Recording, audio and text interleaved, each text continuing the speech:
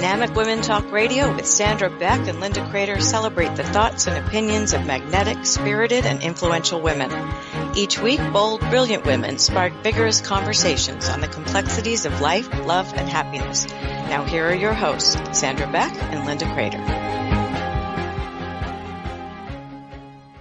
Hey ladies, this is Sandra Beck and I'm here with Robyn Beseman, Linda Kreter, Frankie Picasso, and this is our Party of Four roundtable for today. We're going to be talking about commonality.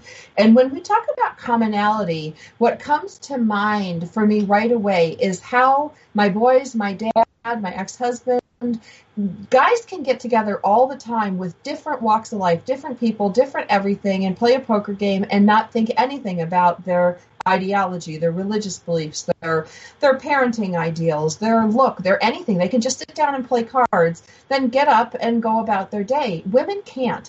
We look at each other, we make judgments, we make decisions. We can't just come together easily as a group for a common cause without identifying our differences. And so I want to open the roundtable discussion today to ask, why do we have to have commonality before we can get together and enjoy each other? I'm going to go to Linda Kreter first. You know, I find it fascinating that we're talking about these differences or taking a judgment or a discernment before we come closer, because for me, initially I went to a women's college, and so I got along with women. We did not judge each other that way at all, but when you came out of college and entered real life, that's where what you're talking about was identified to me, and I noticed that it had to happen. Why does it happen? Probably because everyone is from different walks of life, and if you've not had close personal relationships with other women where you have the commonality of, in my case, education or classes or something we were doing together, you don't know where the common threads are. So there's a lot of inquiry. You know, how are you? Where do you come from? What do you love to do? As you say, finding ways of identifying what we do, and when we have something in common, that's generally what we glom onto. I'm one of those odd people, though, that when someone talks about something about themselves, I'm more intrigued by the differences, and that often forms way I first start to communicate with someone, because I would like to know more about them that way. Frankie Picasso coming in from Toronto. Thank you, Sandra. Thank you, Linda. You know, I also went to an all-girls school. I have to say that I have found and have said before how interesting it can be that a woman can walk into a washroom and find out the most personal, intimate details about other women that they don't know. They'll just start talking random things because we do have things in common. We're women and we understand, you know, what it means to be a woman. And we share a lot of commonalities just by, you know, our gender. And so we are very open and can be open with women. Where men, you know, they can sit down at a poker table, but they won't know anything about the other person at the end of it. We will know your whole history. Right? And we share it very openly. You're right. Yes. Well, we do. I mean, we're on the radio sharing this openly. And now we're going to go to Robyn Beseman, Eugene, Oregon. For me, women are just so relational. I truly do care about how you're doing and what you do and how you are. And I love to learn, like Linda was saying, I love to learn about people. I love to learn about people who aren't the same as me, and just keep growing and learning in that way. So it's obvious. My husband, in his business, I'll ask him something about his employees and he doesn't even know how many kids they have, for heaven's sake. You know, so it's so opposite. Well, what's interesting to me is when I go to these events, and this is just not specific to Los Angeles, we've got, you know, Toronto, Washington, and Oregon represented here today on the table, on a round table, is how we check out people. Like, I can go to an event and I will look at what a girl's wearing, I'll look at her hair, I'll look at her. I don't look at the men's hair. I don't look at the men's suit. I don't look at it and go, oh, that tie doesn't go with that shirt. I'll automatically, you know, kind of go to the woman. And then when I've talked to men in my life, they're like, oh yeah, did you see? She's good looking. She's wearing red. You know, they don't get the details, but we all check out the women. No one checks out the men. And when you get dressed, do you get dressed for yourself? Do you get dressed for how other women will perceive you? Or do you get dressed for the man in your life? And I'm going to go to Linda Kreter first. I find that fascinating that you asked that. I have always gotten dressed for me. And that includes, if it's a rainy day, I'll wear something bright. I mean, to me, clothes and the choices I make and the colors I choose all are helping me be the best person I can be that day. And so I'm terribly centered on that part. I just make it for myself because I don't really judge. I don't judge women on what they're wearing or how they're looking. I do take a look, though, at how they carry themselves. If they are accessible, if they're warm, if they're inviting. If they're not, I do notice that more than what they're wearing. Frankie Picasso, Toronto. Linda, that's so interesting. I think I'm an equal opportunity fashion police. I'm looking at everybody. I love, I do love, I guess because I'm an artist, aesthetics are important to me. Maybe not my own, but other people's. I do like to look at pretty things. So that is one thing. I think that I definitely dress for myself. And it used to be, if it was work and I had to get a job or something like that, it would be a red power suit because it made me feel good. Like when you really need to feel good, you have to have something in your wardrobe that always makes you feel good. And will make you feel, special. And so that's really important. I think everybody needs one of those. But, going to an event, it's for me. Other women, I'll look at other women's fashion. I'll go, gee, yeah, I wish I could still wear that. But there was probably a time I was jealous of it. But now, as I'm heading into those twilight years, not as much. Maybe it's just oh, gee, I wish. But I'm happy for them, and I'm happy to compliment them.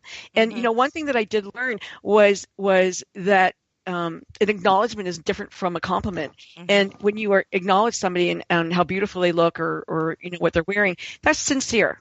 That's sincere, and I think that's really important to be sincere. Robyn Beseman, Eugene, Oregon.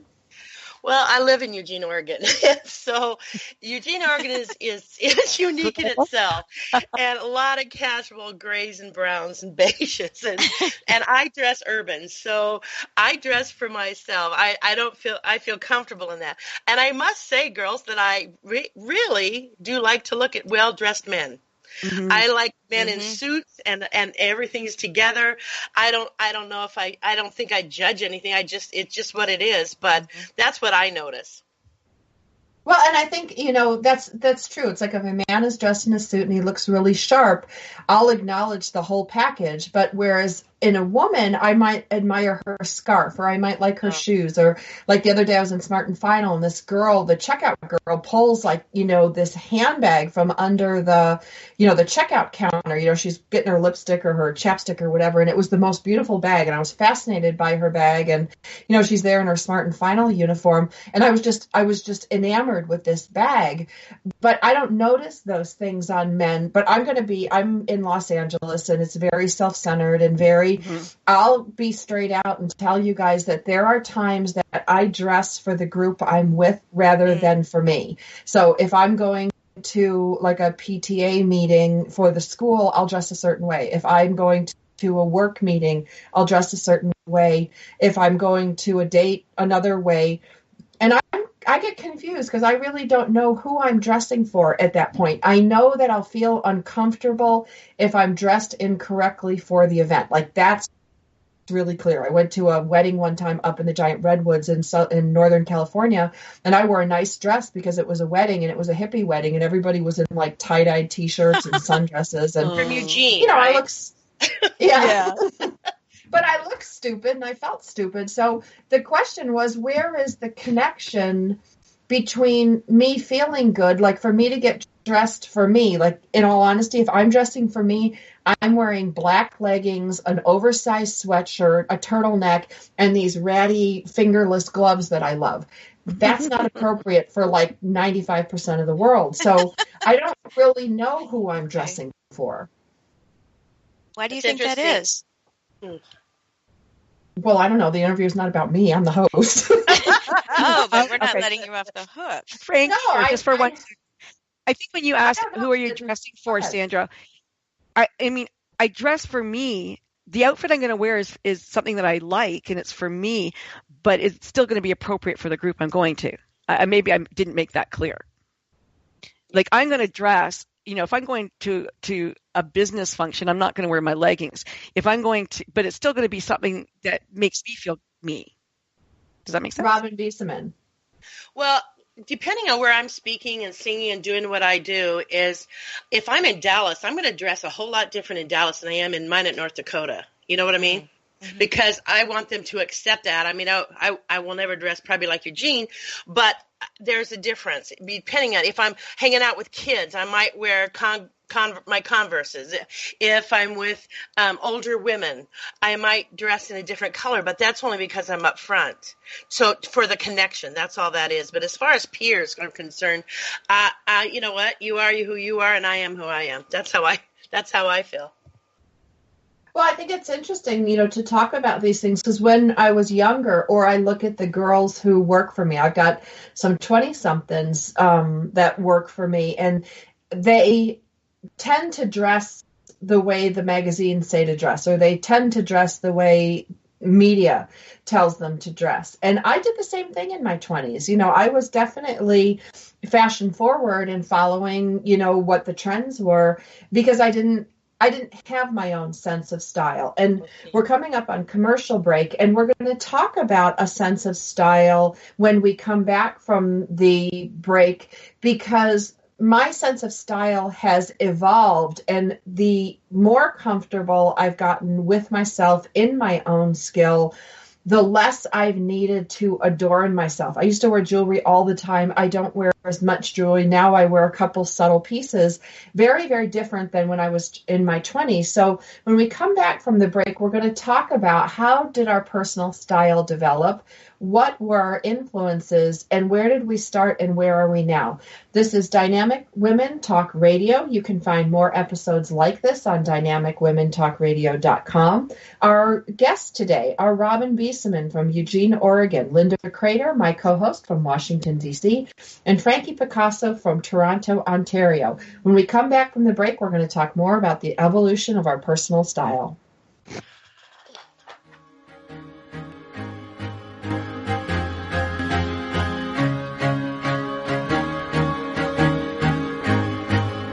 We're Dynamic Women Talk Radio, and we'll return after these short messages.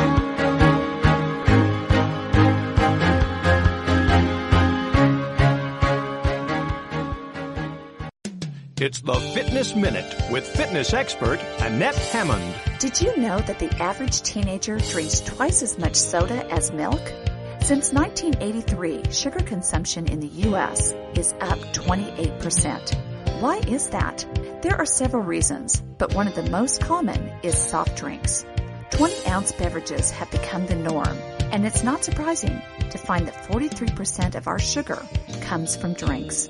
Sugar is blamed for poor nutritional diets. USDA data shows that people whose diets are high in added sugar eat less calcium, fiber, iron, protein, and many other important nutrients. Fat-free foods are also a culprit. Since sugar is fat-free, many people tend to think it's okay to eat as much as they want. Remember that just because a food is fat-free does not mean that it's calorie-free also. For the Fitness Minute, I'm Annette Hammond. It's the Fitness Minute with fitness expert Annette Hammond. Can muscle turn into fat? It sure looks like it can, but the reality is it can't. When you have tight and defined muscles and you quit working out with weights or exercising at all in some cases, it seems like your hard muscle turns to flab. Remember, muscle and fat are two different entities, and one cannot turn into another. What happens is when you stop exercising, your muscle fibers grow smaller while your fat cells grow larger. With exercise, your muscles make the fibers grow, and when you stop exercising, they reduce in size. Likewise, your body's fat cells can change in size depending on how much fat each one stores. So keep your body fit, healthy, and strong. Keep up your exercise, and don't let conditioned muscles become flabby. For the Fitness Minute, I'm Annette Hammond.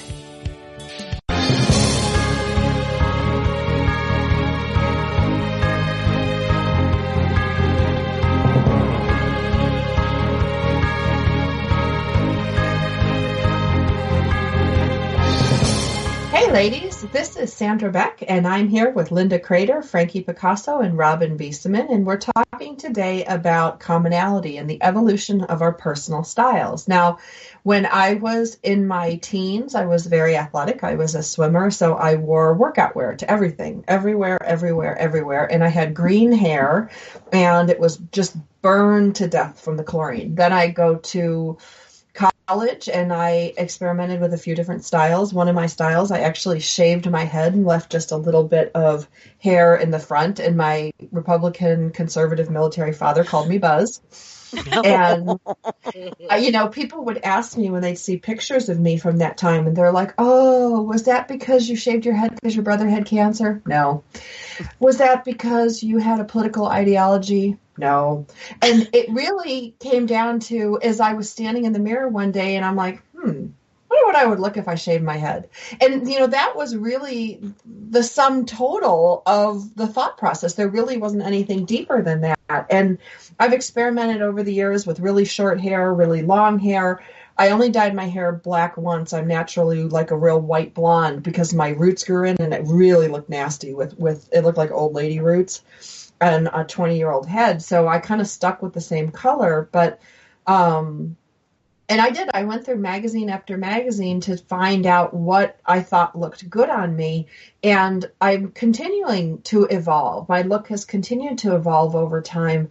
And, I don't know how much my look has to do with my identity, because I don't think my identity has changed that much. So I'm interested to hear from the other girls at the table today in our Party of Four roundtable.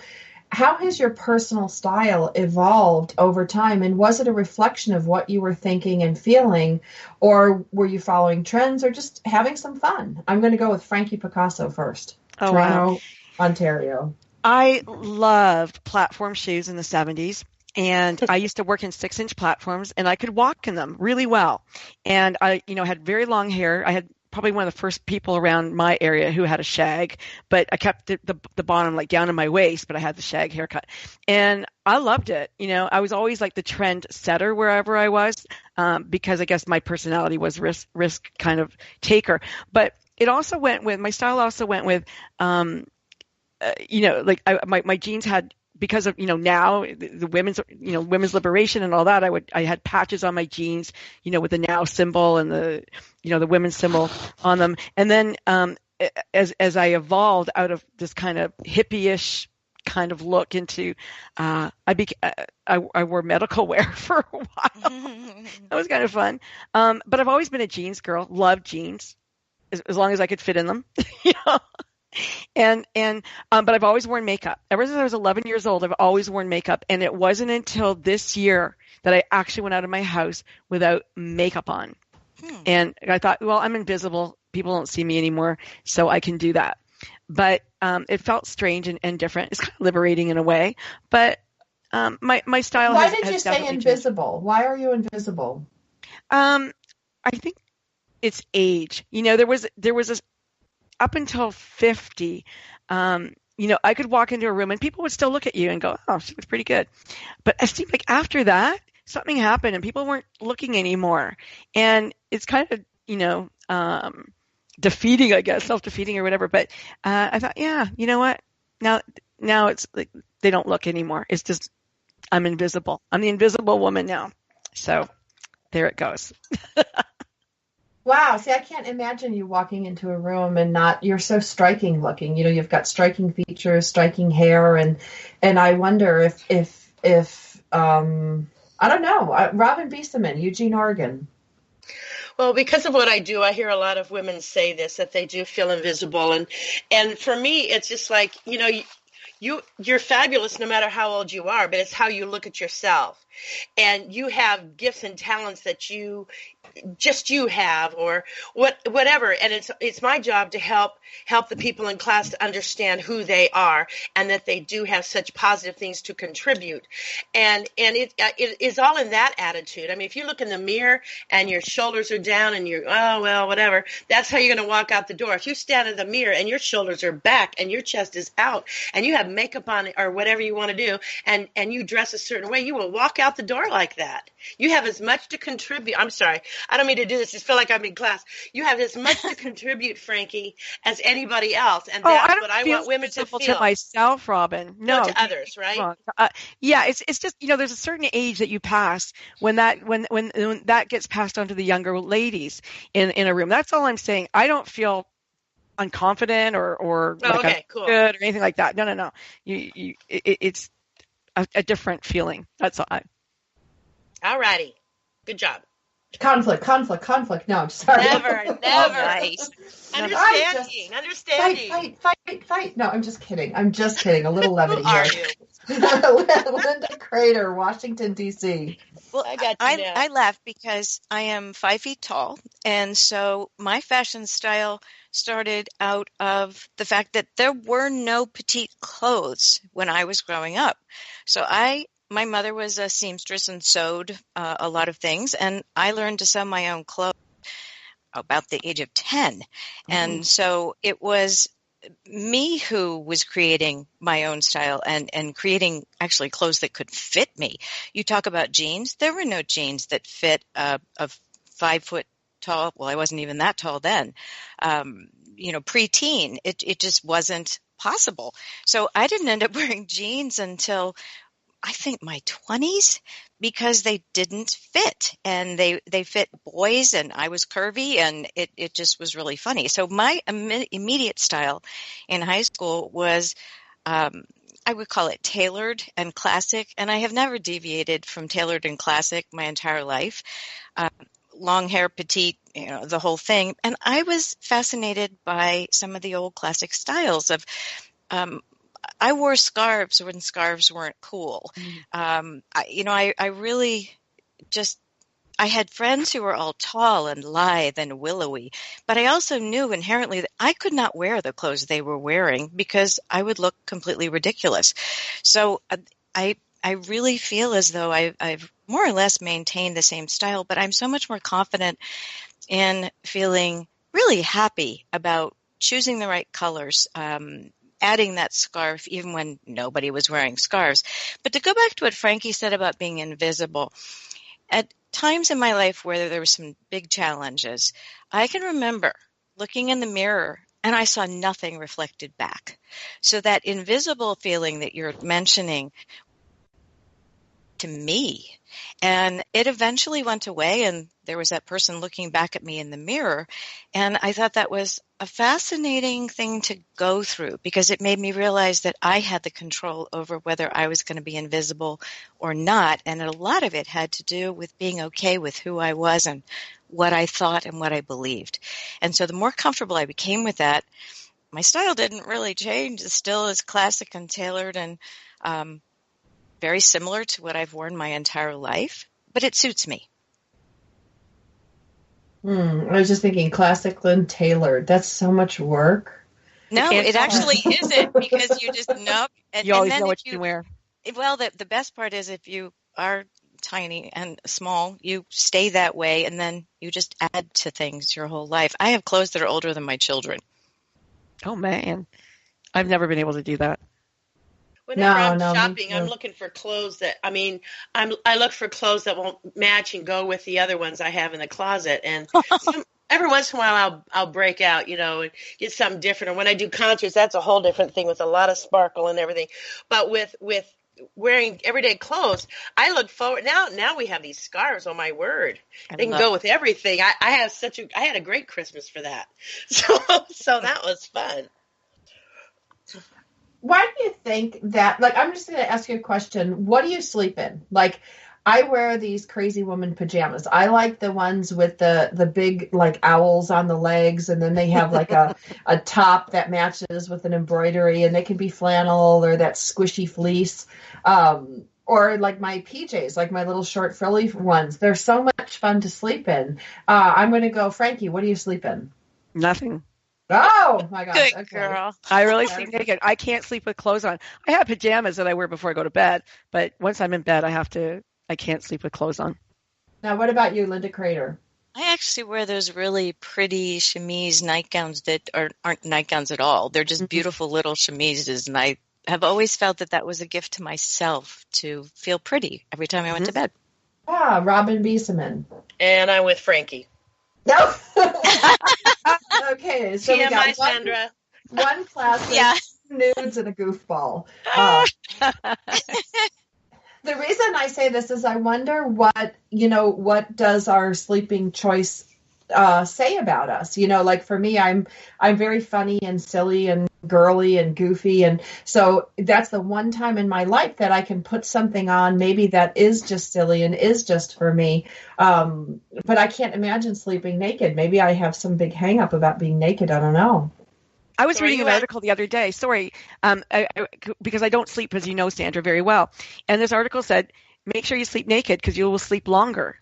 I saw that article. Did you see it? I did. Yeah. So I need all the help I get. What get. does it say about you? Is that what you said, Sandra? Yeah. It says that I'm happily married. Yeah. For 43 years.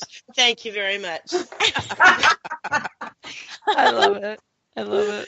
Well, I just think, these are the things that I always wonder about. Like when I was young and I was going to school, I used to wonder what the nuns wore under their habit. Like, I wanted to roll a pencil and go down on the floor and look, and not trying to be a pervert or anything, but I just wanted to know, what do people do when other people are not looking? Because I look at all of us and say, okay, we're all public figures at a greater or lesser extent in our careers. And so as public figures, we have to do certain things, dress a certain way or look a certain way. And, going out and, on stage in fuzzy pajamas, isn't going to fly in most venues. So when all is said and done and the lights are turned down and the makeup's off, what do people do? And I think it's a lot of fun to talk about these things. And when we come back from the break, we're going to talk about what our parents wore. And is that a reflection of the generation and is it a reflection of our times? When we come back from the break, we're going to visit with Robyn Beseman, Linda Kreter, Frankie Picasso, and myself, Sandra Beck. That's our table of four, our party of four for today's show. We'll be back after the break. And if you like this episode and you want more like it, go to dynamicwomentalkradio.com.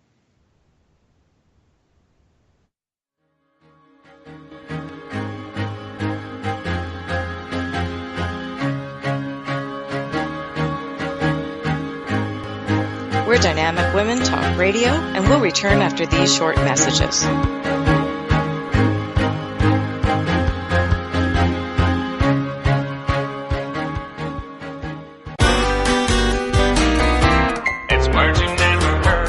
Did you ever wonder how reindeer survive the severe cold?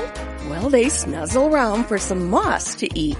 Moss contains a special chemical that helps keep their body fluids warm. And they're going to have to keep warm if they're going to pull Santa's sleigh every year. Santa's sleigh was originally called a winged doodle. Both male and female reindeer grow antlers, but male reindeer drop their antlers at the beginning of winter. I can't help but wonder why Santa's reindeer from Rudolph to Blitzen had male names. Since they had antlers, they would have had to be female. We women should have known only females would be able to drag a hefty man outfitted in a red velvet suit, originally called a whoopin' daddy, all around the world in one night and not get lost. It's words you never heard. I'm Carolyn Davidson, and you can have fun challenging your words you never heard vocabulary with my free app, Too Funny for Words. It's the Fitness Minute with fitness expert Annette Hammond. Low-fat foods can be healthy or unhealthy, depending on what you choose to eat. Whole foods like vegetables, fruit, beans, rice, and potatoes are all low-fat and good for you. Processed low-fat foods are a different story. Eat this, not that, says that the term low-fat is synonymous with loaded with salt and cheap carbohydrates. Many times when the fat is taken out, it is replaced by unhealthy ingredients that are not good for you. The New England Journal of Medicine found that over a 2-year span, people on low-carb diets lost 62% more body weight than those on low-fat diets. It's always important to keep your fats low while choosing good, healthy foods to eat. For the Fitness Minute, I'm Annette Hammond. If you're a fan of Fitness Minute, like us on Facebook at Fitness Minute with Annette Hammond.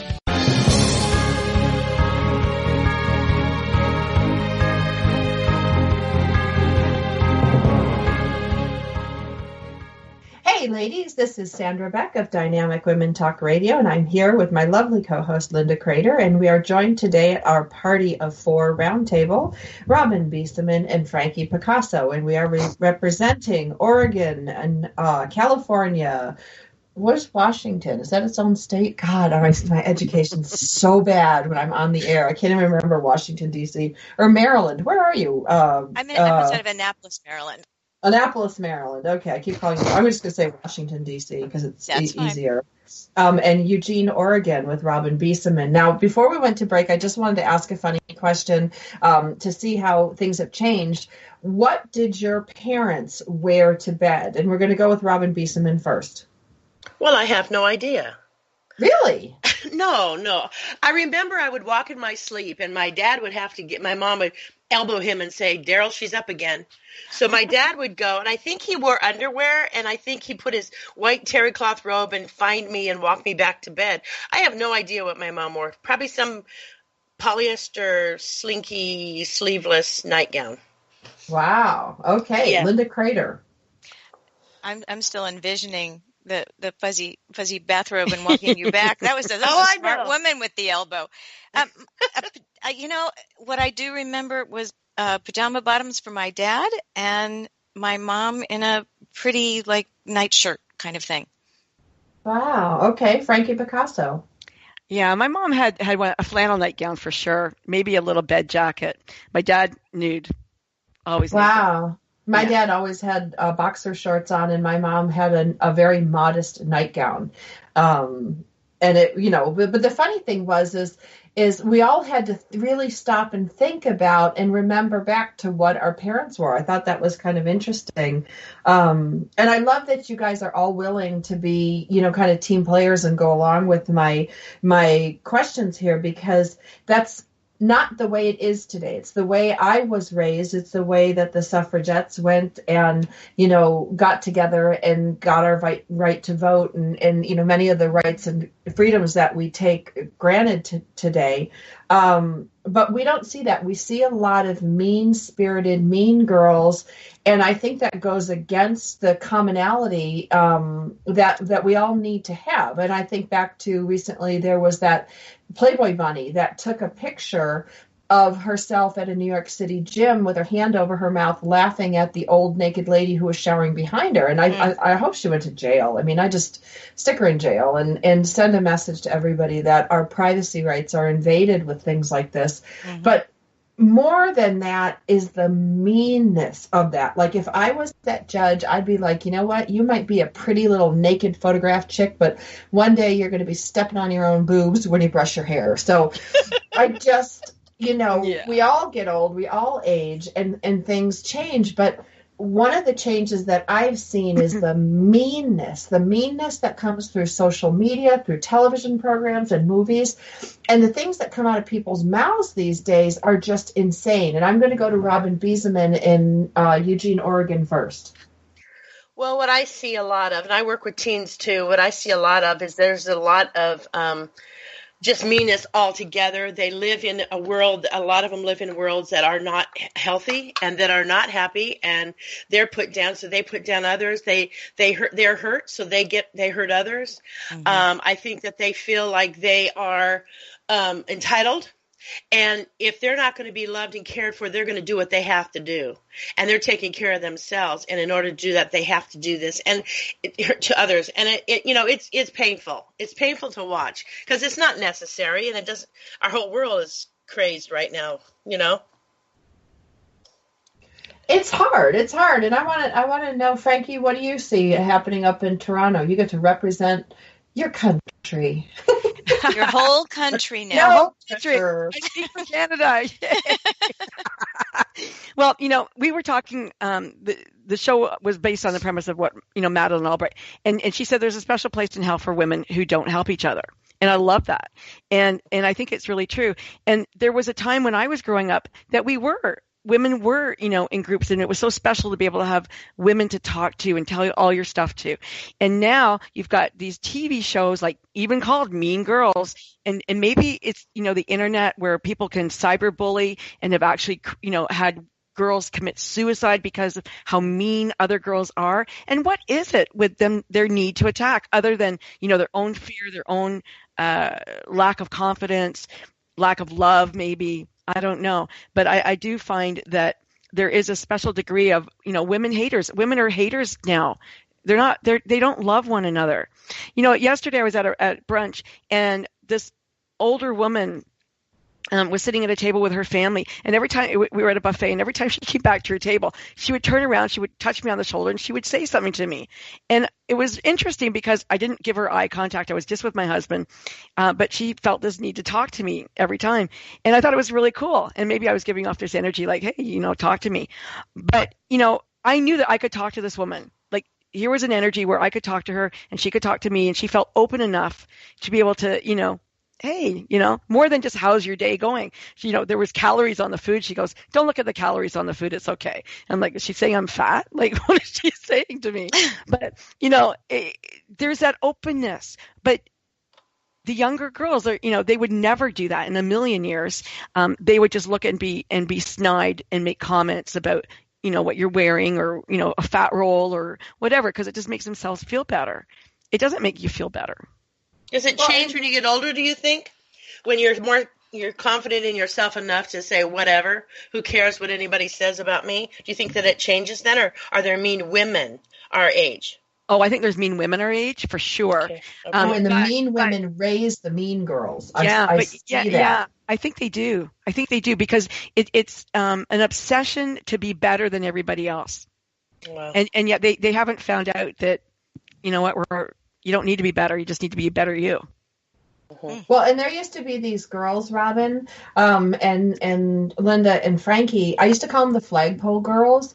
They were these mean moms that would stand at the flagpole at our elementary school where the other parents would drop their kids off or walk their kids in. And the flagpole girls would stand out there, and they would look at the other moms. They'd look at what they're wearing. They would snicker. They were just like the mean high school girls, like, that would be, and they were a clique. You couldn't, like, if you went up, like, I used to go up and say hello to them, and then they would like look at me, and like some would say hello, one would roll her eyes, and one would ignore me, and I'm like, oh my God, I hate you guys so much. Mm-hmm. And those mean girls raised really mean kids. I mean, they all had daughters. They had daughters who were my one son's age.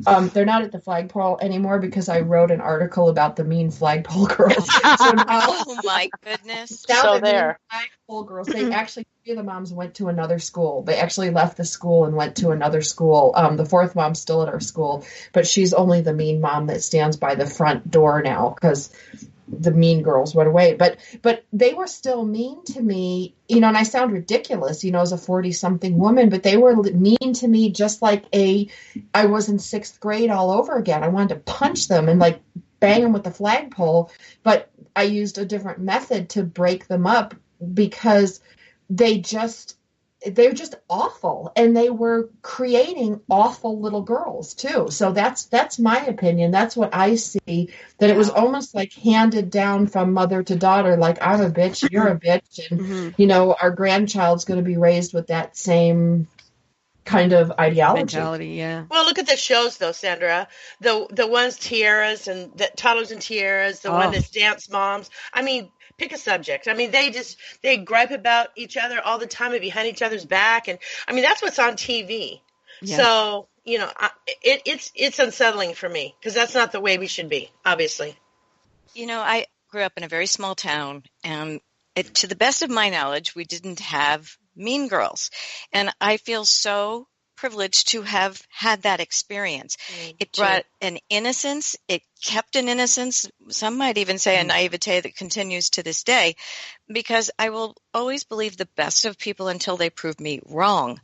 But when there are people in my life who have been, as you call it, the mean girls or the mean women, I remove or distance myself from them, right to the point of making choices to either attend meetings or to do it by phone instead, because I don't need toxic people in my life. Right. And I don't handle that well. I cut it out of my life. My women friends from college and elsewhere, I cherish them.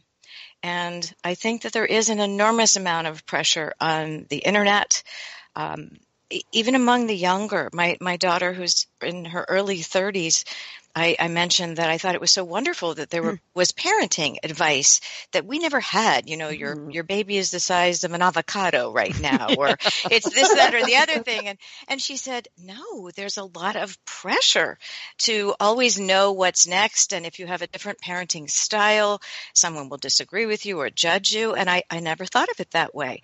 So it really is a choice to be around those kinds of people if you can. It's not always possible to avoid it. But I think it's a lot of pressure today because of the lack of civility in general.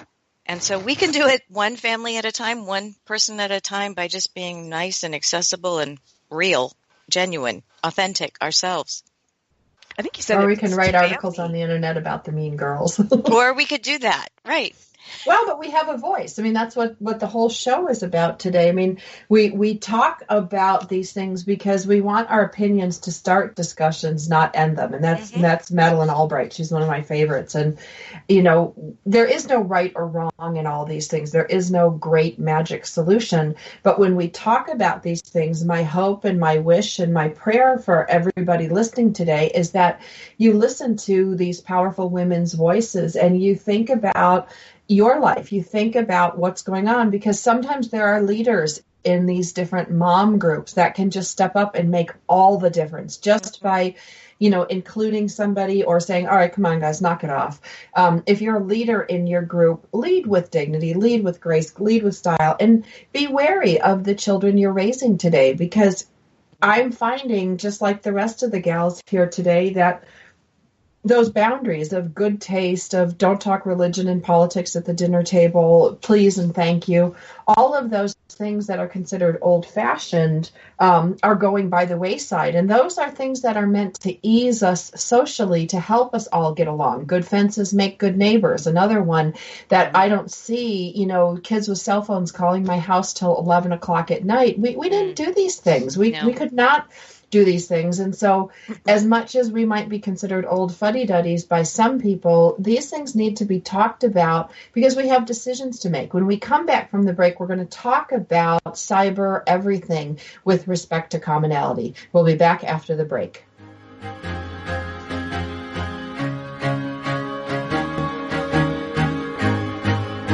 We're Dynamic Women Talk Radio, and we'll return after these short messages.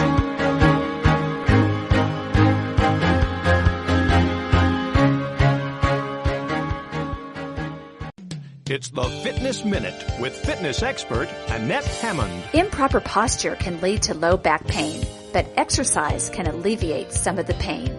Walking doesn't cause lumbar pain, but because you are doing repetitive motion, it can make it worse if your posture is incorrect. When you do not stand properly, the ligaments and tendons around your spine can become overworked and cause pain. Inflammation and arthritis surrounding those nerves can also cause pain in your lumbar area. Tight hamstrings and hip flexors can cause your posture to be distorted, and that can put pressure on your lower back. So be sure to keep those areas flexible with effective stretching.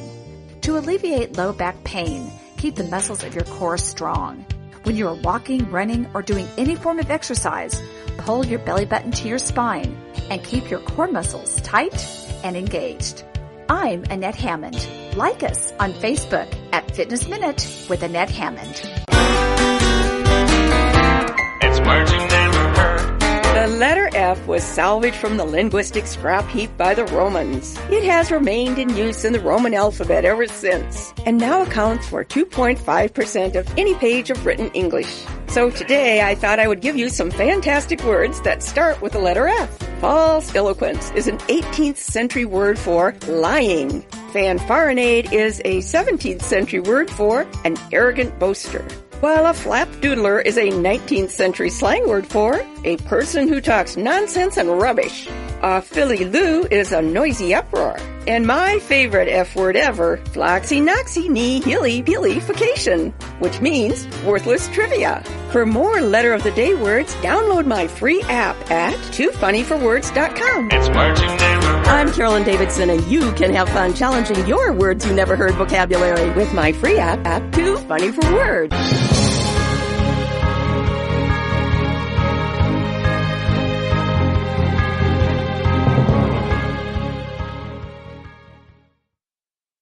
Sandra Beck, and I'm here with Linda Kreter, Frankie Picasso, and Robyn Beseman, and we are the party of four today. And our roundtable topic discussion is commonality and things that set us apart, things that bring us together. One of my hot buttons lately is manners. Manners matter, and manners exist to ease social situations, to help us all get along. When you teach your son or daughter to introduce themselves, that's so that when they are out in public, that the group that they're part of doesn't feel awkward or weird or doesn't know how to begin a conversation. They don't know who you are.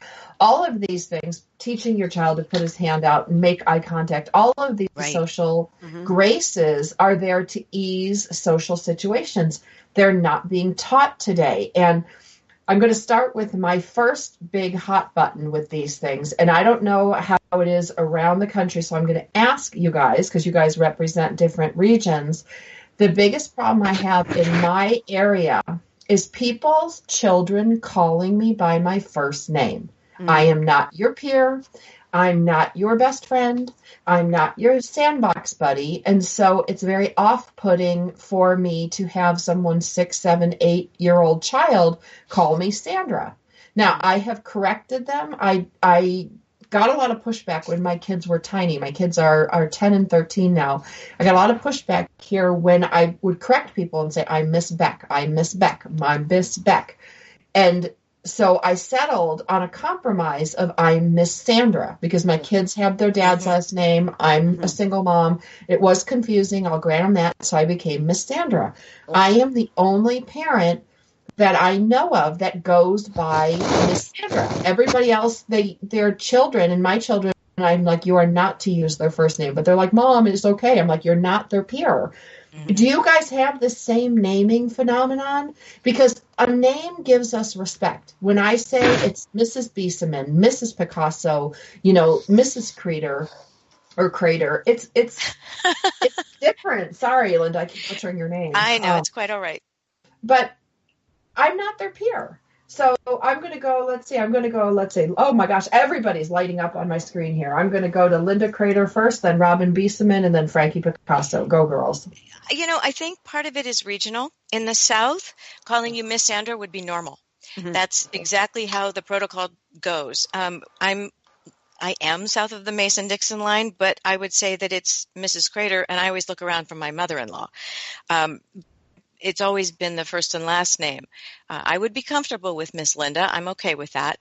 But I agree with you. I don't want to be called by my first name by someone. And I don't know if your children have ever done this to you, but when they can't get your attention, when they were young teens, they would go, well, Linda.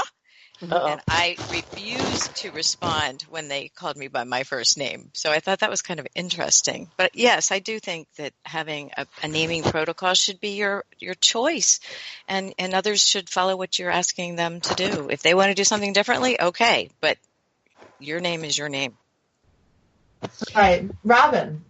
Well, I've been Miss Robyn for a long time. I was a camp mom, and that's how I introduce myself to children, bending over, shaking their hand, looking in the eye and say, hi, I'm Miss Robyn.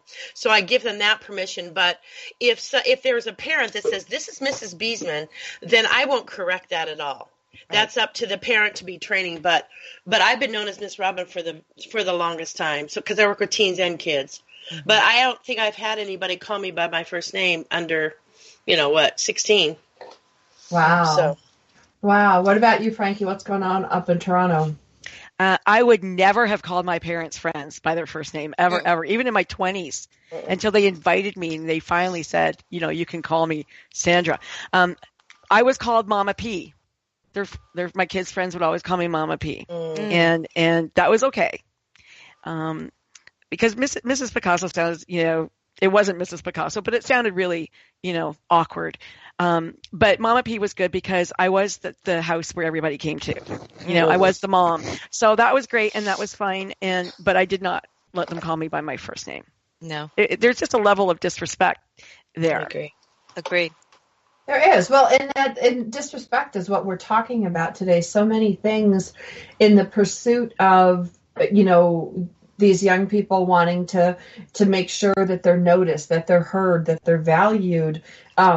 This term boundaries, keeps coming up, and it's like we had very clear boundaries when I was growing up in the upper Northeast. Now I know everybody's here from different parts of the country, different parts of the world, but there were very different protocols. Like even old-fashioned ones. Good fences make good neighbors. You don't call somebody's house after 8:00 at night, Yeah. Now I see, texting goes on, all hours and it's different. And I don't know if it's just because I'm getting older and cranky or if it really is getting older, because my dad will say things and I'm like, you're right, Dad. And the kids are like, well, that's because you guys are old. And I don't know how much it is. Yeah. But it's different. There's no, the kids in our middle school, they have this Medal of Honor program. And, my one son got a medal for integrity. And I thought, how strange is that we're rewarding integrity, but yet we're not teaching it anymore. So we can recognize it and give a medal. But what are we teaching our kids about integrity and honor and discipline and respect? I mean, I don't know what's happening, and so I feel really confused. Well, I think that it comes from home. And one of the things I think about is, like, say you're taking your child to the movies and your one child just turned 8 and it's $1 more for them to go to the movies. Mm-hmm. And so you're saying, just tell them you're 7. It's okay. Mm-hmm. And those kind of things that we do, or would you tell them I'm not home? When you get a phone call, things like that. That great examples. To me, that chips away at integrity. It shows, hey, it's okay. So this comes to mind for that. Oh, I'm just sitting over here because I did get my son into a kid movie once, but I didn't tell him to say that. But he's so small that they're like one kid and one adult. I'm like, yeah. But you're right. I mean, what do you want to say? You didn't tell him to say that you were 7. Right. No, but I also didn't. There's a little bit of a difference there. Yeah, but I didn't open my big trap either. But yeah, I mean, these little things matter, and kids do watch more about what you do than what you say. And you guys all have grandbabies, right? Mm-hmm. Mm-hmm. Yep. I have new grandchildren, 9 and 11. We just got in October, so I don't have babies. But we have, but when you look at them, like I don't have any grandbabies yet. I'm still raising my babies, but my friends, some of them have grandbabies acquired by marriage. Mm-hmm. And it's been interesting to me to watch, and I live in a multi-generational household with my dad and my kids. It's interesting to watch the behaviors the kids model after, which is much more powerful than what the parent is saying. It's brilliant because I think the pendulum is swinging. Maybe I'm just an eternal optimist, but I think the pendulum is swinging. I think people have realized that the incivility has got to stop, that lying is not okay. My children used to get into a lot of trouble if they lied to me. If they did something wrong, okay, we could address that. But if you tried to lie about it, now the punishment was going to be twice as difficult because it just was not acceptable. And that's still a real big deal breaker for me personally. If someone lies to me, that means they're not trustworthy in my book. But I do think when you're talking about the multi-generational, I think that pendulum is swinging from this incivility to people recognizing how important it is to have boundaries, to have manners, to put some of these limits into place, because when we knew the social mores and what we were supposed to do or not supposed to do, if you chose to break from them, you also chose to accept the consequences. Now there are few consequences, and I think that has been recognized, and I personally believe that we're going to move back to more of the old, I don't want to call them rules because that sounds limiting, but I really think it just would like to say the social mores that allowed us to have a little bit of structure and gave us expectations. Frankie, you have something to add to Linda's camp. Yes. Well, I told my kids that if they told me the truth, no matter what, if it was bad or good, whatever, they would not get in trouble by me. However, if they lied, it would be double trouble. And so we maintained an open relationship, and it encouraged them to always come to me and tell me stuff that, that was on their minds or that they did or they felt guilty about. And we could talk through those things rather than have it eat away at them and, the guilt eat at them and who knows how that would extrapolate in the future. Well, the lying thing, from what I have, I'm one of those moms that has kids in my house all the time. A lot of kids that are latchkey kids or kids who have problems with their parents, they'll come to my house and they'll talk. And what I think with a lot of the lying thing is the kids don't trust the parent, or they're not comfortable enough to tell the parent the truth. I'm not saying in every case. I mean, some kids are just little liars from the start. You can see that. But by and large, kids will come and tell me the truth, or they'll probably, like Robyn, like you're a Mrs. B, or, they'll tell you things that they won't tell their own parents because there's not that comfort level or that trust built in. And Robyn, do you see that a lot in your ministry? A lot. Yeah, that's why we had a teen group, and they could say things that they couldn't say at home. I wasn't a risk. I wasn't going to ground them. I wasn't going to scream and yell at them.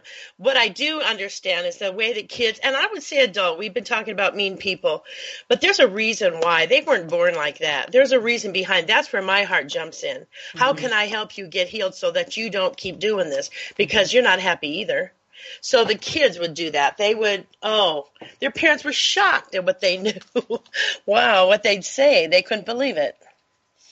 We do. We teach our kids to hate. We teach our kids to retaliate. We teach our kids how to handle their anger. They see it in the adults every day. Boy, we could go another couple hours on this, girls, but I need to take us to the end of the show. I want to thank Robyn Beseman from Eugene, Oregon, Linda Kreter from Washington, D.C., Frankie Picasso from Toronto, Ontario, on behalf of Sandra, Beck, and Dynamic Women Talk Radio. I'm so glad that you are here. I hope that we use these opinions today to start discussions, not end them. Talk to your friends, talk to your family, talk to anybody that will listen so that we can start changing some of these trends one day at a time.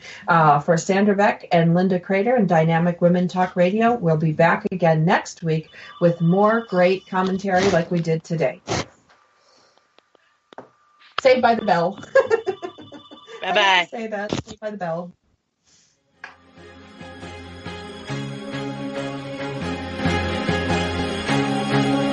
Thank you for tuning in today to Dynamic Women Talk Radio, and join us each week. You can find more shows on dynamicwomentalkradio.com.